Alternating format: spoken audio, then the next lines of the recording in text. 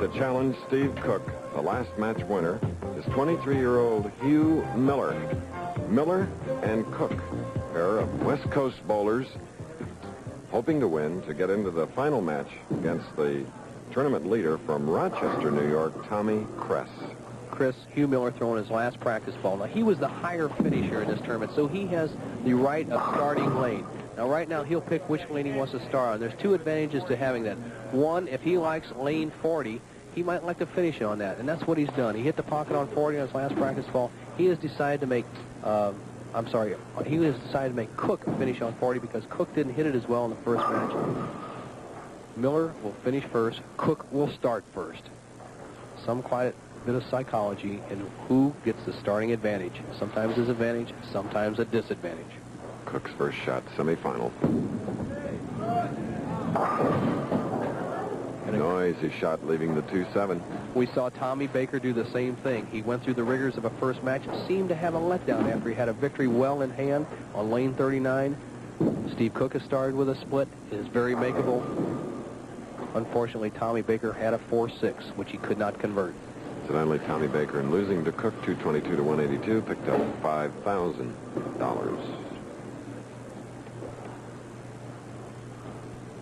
2-7.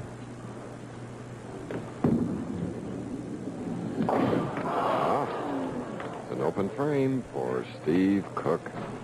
That was a shot that was the key to the victory last week in the Miller High Life by Gary Dickinson, the 310 for the righties. So far, Steve Cook has failed to convert it. A newcomer, age 23 years old, doesn't take much time. And a big strike. And a tension releaser for Hugh Miller of Mercer Island, Washington. Started bowling in the 3rd grade. Look at his profile, his style. Very simple style. Pushes that ball away, has a short swing, does not try to overpower it, works mostly on accuracy, a moderate hook. He's in excellent position there, right close to his body, and look how well he followed through, directly towards his target. Foul line, foot perpendicular.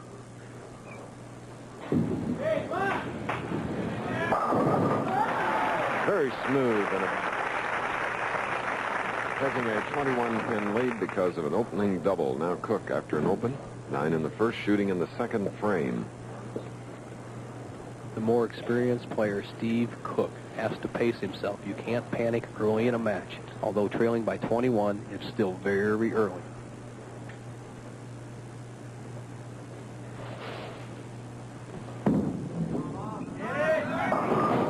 Coming up very high, the 4-6-7. Amazing how the comparison of the two matches. Tommy Baker ran in the same fate that Steve Cook has gone to, cutting right through, leaving the 4-6-7. He'll try to throw as hard as he can to convert this one. No such luck. So as we had in the previous match, back-to-back open frames. Difficult thing to recover from, but perhaps he can. His opponent, however, Hugh Miller, had opened with a double. If you just joined us, we're live in Grand Prairie, Texas, on an overcast, rather chilly day.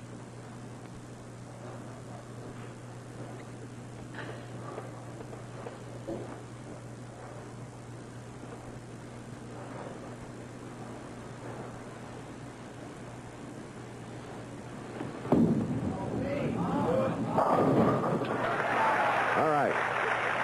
3rd frame strike for Steve Cook. Hugh Miller now, leading by 33. Can even increase it, as he has a double working for him. The only man left of the 3 players eligible for the Firestone Tournament Champions is Steve Cook. Hugh Miller, Tommy Kress, neither one of them are eligible for the Firestone, which so far is on the bubble.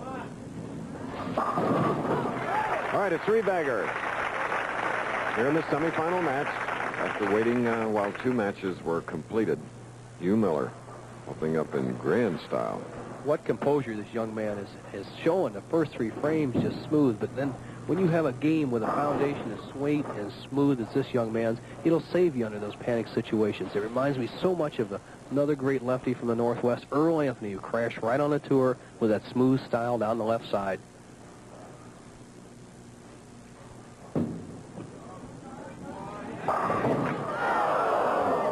Looked perfect, left the 10. A solid 10. The 3-pin going to the sideboard and taking out the 6. Now watch the action over the right-hand part of your screen, over by the 10-pin, as the ball enters the pocket. See the nice angle right around the second arrow. Now, watch the... Look at that. Got taken right out. The 3-pin just drove right back through there, avoiding letting the 6 hit the 10. All right, Hugh Miller back down to it now after a 3-bagger, marking with a spare. More of the semi-final after this. World of sports, some of the finest conditioned athletes in the world competing on the 90-meter hill at Innsbruck in the International Ski Jumping Championships, and a report from France on World Cup skiing. We're live, chandeliers and all, in the forum lanes. While we were away, Steve Cook in the 4th frame left the 4-7, covered it for a spare. He has now left the 2-4-7 on the left lane, going for it. And marked with a spare. In the lead is his 23-year-old opponent, Hugh Miller, the lefty, who, if you just joined us, started with 3 in a row, marked with a spare in the 4th, now shooting in the 5th. This is the semifinal match. The winner to meet Tommy Kress of Rochester, New York. All right. Let's go to the approach and Bo Burton. And with me is the tournament leader, Tommy Kress. Not a household name yet in bowling, but Tommy, you had some bad weeks in the tour. You had averaged less than 190 last week, and yet you turned it around to 230 this week. What do you think has made the biggest difference, other than 40 pins a game? All right, the condition suits me a lot better here, Bo.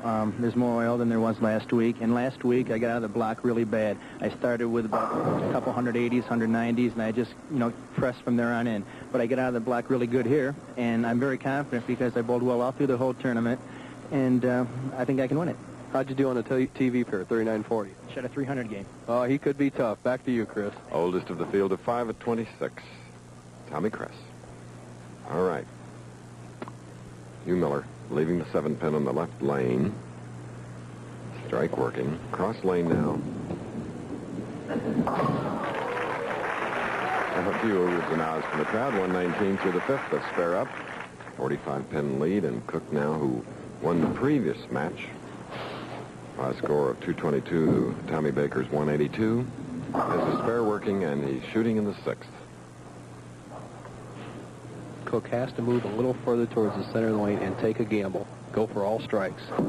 He went to the outside edge. All right, gets it. Now he'll have to hope for a chance of stream. Chris, showing his experience, he practiced that line before we went on the air. He tried the extreme outside line, which the left-handers are so familiar with, and he also tried the inside line. He opted for the inside line to start the first match. It worked well. But now in a situation where he's trailing by 45 pins, he has to take a gamble, go to the extreme outside line, and hope for a big string of strikes. The added pressure of silence, television lights, live coverage, a lot of money at stake. 7th frame. Oh, he was hoping for a double, but he left the 6th. Left-hand lane hooks a little more for both right-handers and left-handers, just by the natural lay of the wood in the lane. Just about a board more.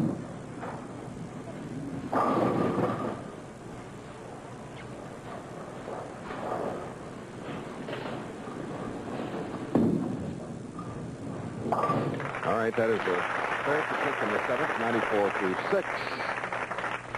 And up is Hugh Miller. 7th frame.